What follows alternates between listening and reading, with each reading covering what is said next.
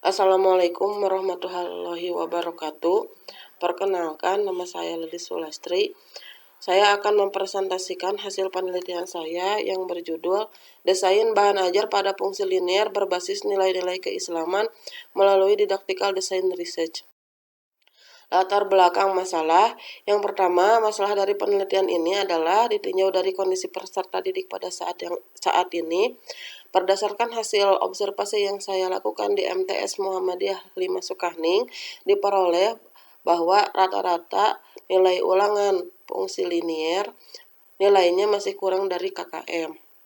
Kemudian menurut penelitian ahli, ada learning obstacle yang terkait dengan fungsi linier pada materi SPLDP, fungsi kuadrat, dan program linier.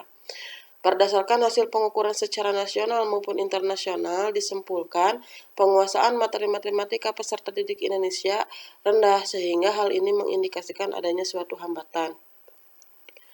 Kemudian penyebab kondisi peserta didik. Berdasarkan para ahli, pertama, dalam menyelesaikan soal, peserta didik hanya fokus pada materi dan prosedur. Kemudian cenderung menggunakan rumus. Kemudian kesulitan jika soal membutuhkan penalaran. Kemudian lemahnya kemampuan iterasi. Kemudian hanya memahami konsep secara parsial dan hanya dapat mengerjakan soal yang dicontohkan tanpa mengetahui manfaatnya dalam kehidupan sehari-hari. Ditinjau dari proses pembelajarannya, pembelajaran matematika pada saat ini hanya sedikit memasukkan pengalaman rendah dan hanya memasukkan pengalaman benar. Hanya sedikit memasukkan pengalaman benar. Jadi pembelajaran menjadi kurang bermakna. Kemudian rumusan masalah dan tujuan dari penelitian ini. Rumusan masalah dari penelitian ini yang pertama adalah bagaimana hasil analisis pada tahap prospektif analisis. Yang kedua, bagaimana hasil analisis pada tahap metapeda didaktik analisis. Yang ketiga adalah bagaimana hasil analisis pada tahap retrospektif analisis. Kemudian tujuan dari penelitian ini adalah yang pertama, untuk mengetahui hasil analisis pada tahap prospektif analisis. Kemudian yang kedua, untuk mengetahui hasil analisis pada tahap metapeda didaktik analisis. Yang ketiga, untuk mengetahui hasil analisis pada tahap retrospektif analisis. Kemudian definisi operasional. Yang pertama, Didaktikal Design Research. Didaktikal Design Research merupakan salah satu model penelitian yang terdiri dari 3 tahap penelitian. Yang pertama adalah tahap prospektif analisis. Kemudian yang kedua adalah tahap metadidaktik analisis. Kemudian yang ketiga adalah tahap retrospektif analisis. Kemudian selanjutnya adalah learning obstacle. Learning obstacle merupakan suatu rintangan atau hambatan yang dialami peserta didik ketika proses pembelajaran.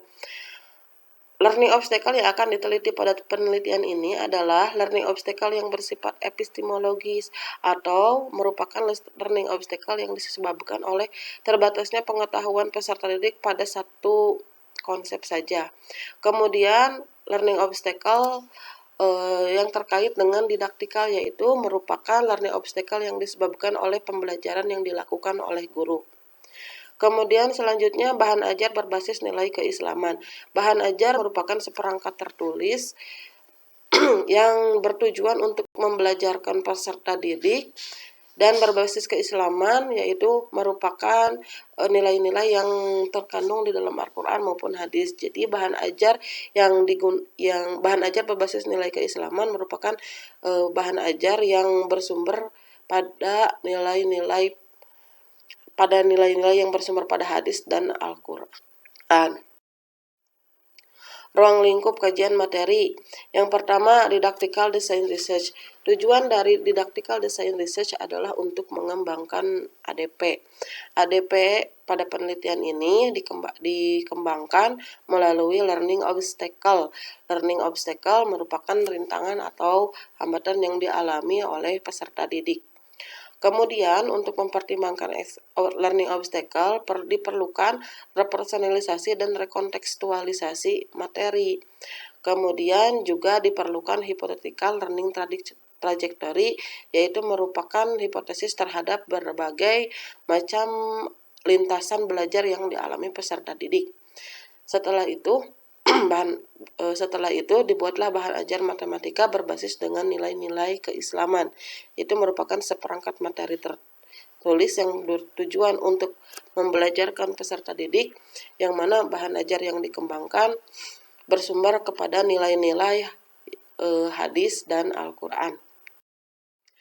Metode penelitian. Metode penelitian yang digunakan pada penelitian ini adalah didactical design research.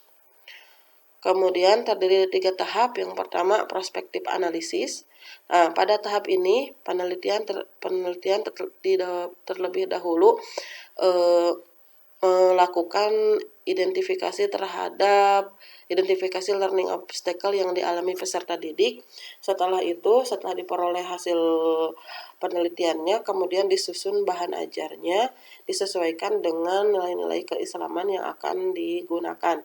Setelah dibuat bahan ajar pada penelitian ini, kemudian bahan ajar tersebut divalidasikan kepada ahli. Kemudian tahap kedua, metapedidaktik analisis. Pada tahap ini, setelah bahan ajar divalidasi, mendapat validasi dari para ahli, bahan ajar ini diimplementasikan. Pada tahap ini, peneliti melakukan atau mengobservasi respon peserta didik terhadap bahan ajar yang diimplementasikan. Dan ketika respon tidak sesuai dengan prediksi respon sebelumnya, maka dilakukan tindakan-tindakan agar respon-respon tersebut sesuai dengan yang diharapkan. Kemudian tahap ketiga, retrospektif analisis. Pada tahap ini, penelitian dilakukan dengan mengkaji analisis kaitan antara tahap ke-1 dan tahap kedua. Sumber data penelitian adalah peserta didik kelas 9 di MTS Muhammadiyah 5 Sukahning. Pengambilan subjek penelitiannya secara purposive sampling, yaitu mempertimbangkan kondisi saat itu dan izin orang tua wali. Subjek data penelitiannya ada 6 orang. Hal ini dikaitkan dengan keadaan pada saat itu yang sedang PPKM. Jadi hanya sedikit siswa yang bisa mengikuti karena hanya berasal dari satu wilayah saja yang paling terdekat dengan sekolah. Teknik pengumpulan data. Teknik pengumpulan data pada tahap pertama adalah tes, identifikasi learning obstacle, dan wawancara tidak terstruktur. Jadi setelah dilakukan tes learning obstacle, kemudian penelitian dilanjutkan dengan wawancara pada hari itu juga. Kemudian selanjutnya di tahap kedua adalah teknik data dikumpulkan melalui observasi tidak terstruktur. Kemudian yang ketiga, melakukan analisis pada tahap ke-1 dan tahap kedua. Jadi data dikumpulkan dari hasil analisis tahap 1 dan tahap 2. Instrumen penelitian. Instrumen penelitian pada penelitian ini adalah instrumen tes identifikasi learning obstacle dan peneliti itu sendiri.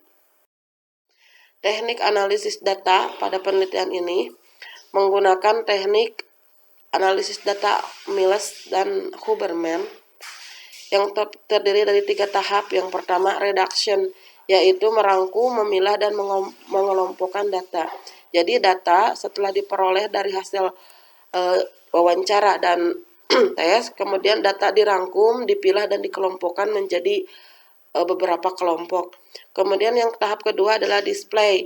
Display yaitu menyajikan data dalam bentuk tabel, grafik, dan uraian singkat.